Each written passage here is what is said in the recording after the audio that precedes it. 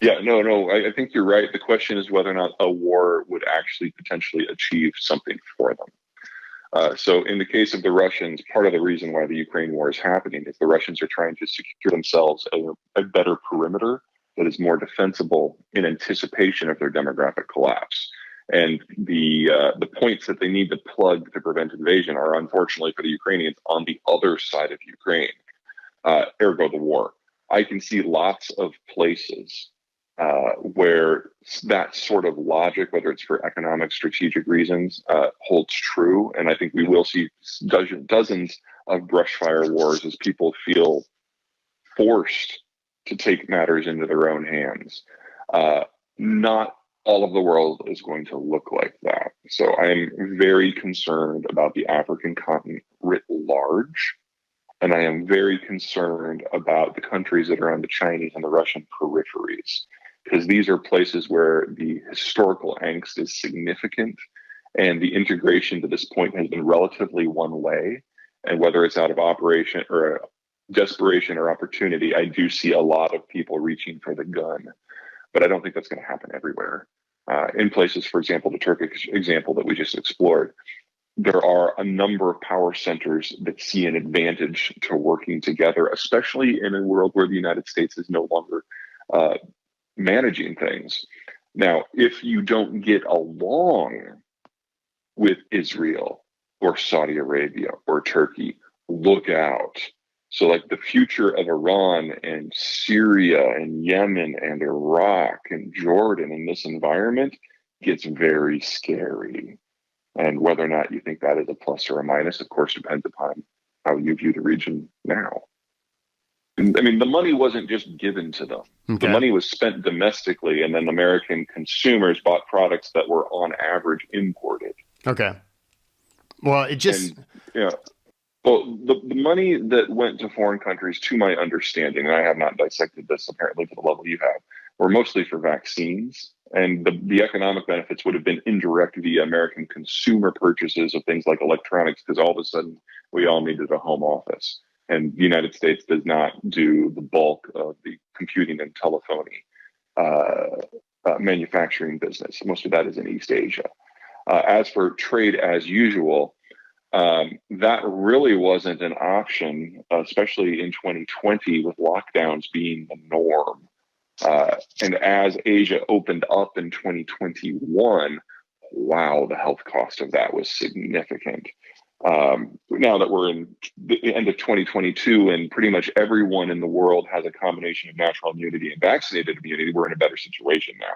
But I try not to be too hard on the policymakers who are dealing with an unprecedented situation.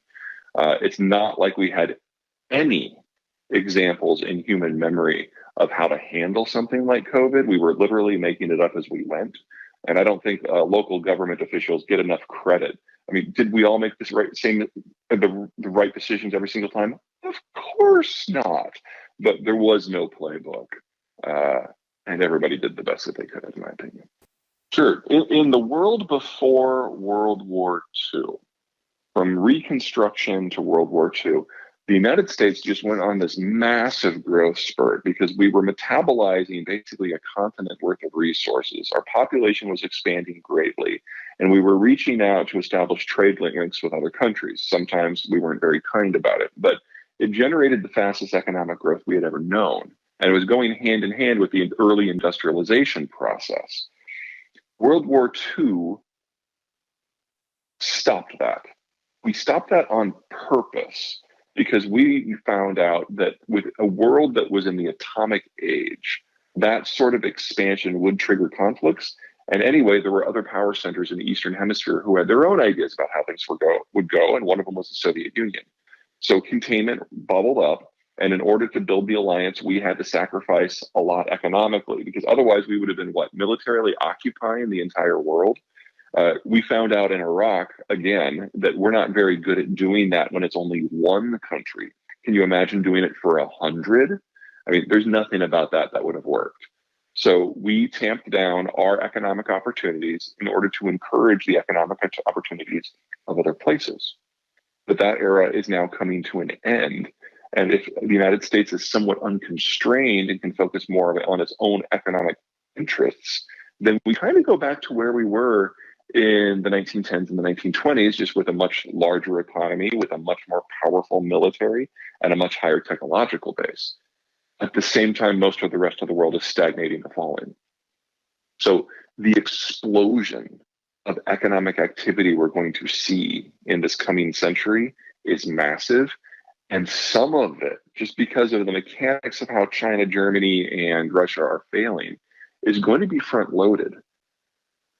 The Ukraine war means that the German industrial model is dying. The Ukraine war plus demographics plus mismanagement means the Chinese model is dying. And Russia, even if they win, is basically fencing itself off from the world. That's a world where the United States is the only power that matters. That's a world in which the United States needs to double the size of its industrial plant just to make the goods that the population has become accustomed to. That will generate the fastest economic growth we have ever seen. And on the backside of that transition period, our supply chains will be local, they'll be closer to their consumers, they'll have fewer steps, they'll be harder to disrupt, they'll be broadly immune to things that happen in the Eastern Hemisphere. It will employ people that are from this continent and serve people who are from this continent. We finally get to where we would have been probably in 1950 if the world wars had not happened. And that is the start of an American century. Oh, well, one of the beautiful things about geography is it does not change very quickly. I mean, you're talking under normal circumstances, thousands of years to have an evolution in something that would make a meaningful difference. So history is just events playing off across the same geography, often in the same way, it's just in different eras with different personalities. So once you figure out, the mechanics of a region, like how the mountains and the plains and the rivers and the oceans interplay to create the entity that is there, the culture that is there, you can then dial back through history till you get to the beginning. And one of the things I enjoy most, and I try to make this core to most of my work, is telling the story from the very beginning, like, pre-industrial, not just pre-industrial, but pre-sedentary agriculture, to see how, as the technology evolves, our relationship with our geography changes. The geography doesn't change, our relationship changes because all of a sudden we have a new tool. So sedentary agriculture gave rise to certain types of civilizations that then ruled their worlds for not centuries, but millennia. But in time, that gave way to advances in metals, which shifted the geographies that were successful somewhere else. Industrialization and deep water navigation did the same things. And so the story replays, but kind of with a new player.